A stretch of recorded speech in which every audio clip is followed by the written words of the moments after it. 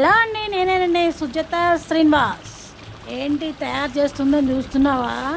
అదేనండి మన కొబ్బరి లోజు అండి. మన కొబ్బరి లోజు నేనైతే ఇంట్లో అయితే ఇలా తయారు చేస్తున్నా.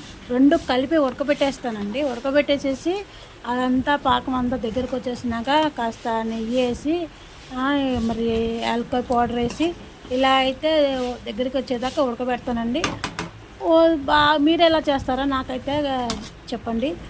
నేనైతే రెండు కలిపేసేసి కొంచెం వాటర్ వేసేసి రెండు కలిపి బాగా ఉడకనిస్తానండి.